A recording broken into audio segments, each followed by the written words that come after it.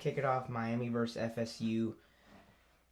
Just out of the gate, Carson Beck was never sacked, and that's what's going to win you the game. And he had time to throw the ball, and it showed.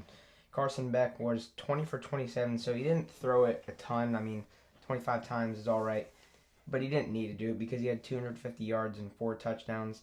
And then Malachi Tony had 7 receptions for 100 yards and 2 touchdowns. So they had a lot of explosive plays, and that's what's scary about Florida is because they can do it all. Tommy Castellanos, he threw it too much, and if you're going to throw it too much, you're not going to get anywhere. They should have ran the ball. That's what they had to do. And Tommy Castellanos did run it himself, but they barely handed the ball off. He was 24 for 45, so he threw like 15 more passes than Carson Beck.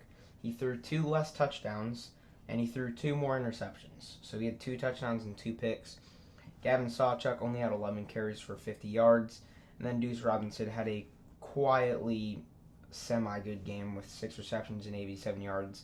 And this Florida State team is still ranked, which we will dive into that later. But this is kind of what people were expecting. Florida State did make it very interesting at the end, but it was pretty much over. And it's kind of surprising. They really simmered down ever since that Alabama game. And that could be their only good win of the season, and they could go back to what they did last year. But they already have more wins than last year, so I would count the season as a success just because of that.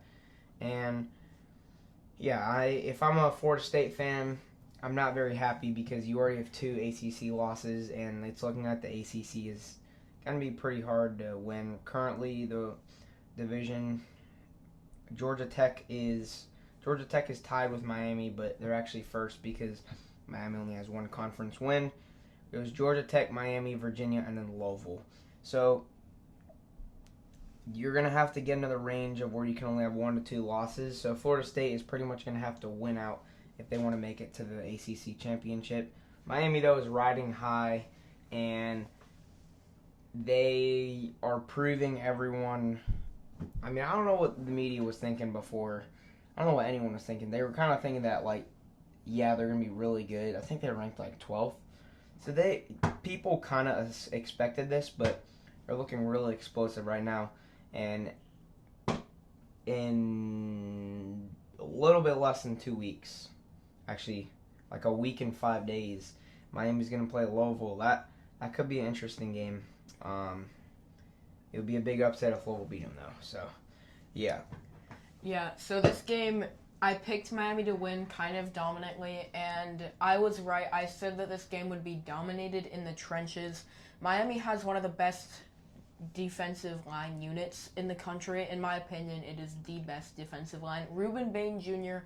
had another phenomenal performance, just getting to the quarterback, pressure, run stuffing, all the things you want from a defensive lineman. And then on the other side of the ball, the Miami offensive line was exceptional. Carson Beck was never sacked, only pressured 6 times, which surprisingly was the highest this season. That just shows you how dominant this offensive line has been.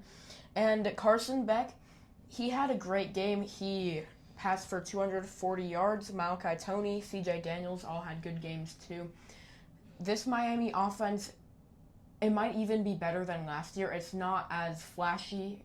Carson Beck doesn't do all the crossbody stuff that Cam Ward does, but he does enough, and he's still probably a good quarterback. He's right in the Heisman race.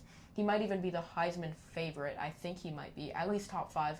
He does exactly what Miami needs him to do, and with this defense and with this offensive line, I don't know who's going to beat them. They beat USF, Florida State, LSU, and Florida very dominantly, all pretty good Power 4 wins. I don't know who's going to beat them. I think they have a very good chance at going 12-0. Is that going to happen? I don't know. Upsets happen all the time. It's college football, craziest sport in the world. But Miami, I just don't know how you're going to score on this defense, and I don't know how you're going to stop this offensive line. They look dominant. And for Florida State, this game went kind of how I thought it would be. I still think Florida State's a good team. I think right around that I think they were ranked 25th. I think that's kind of good for them. I think they're still a good team. They're going to make a bowl game, but they just did not match up well against Miami, and really no team does. So ultimately, great win for Miami. Florida State fans, you can be upset, but it's not the worst thing in the world. You lost to a pretty good team.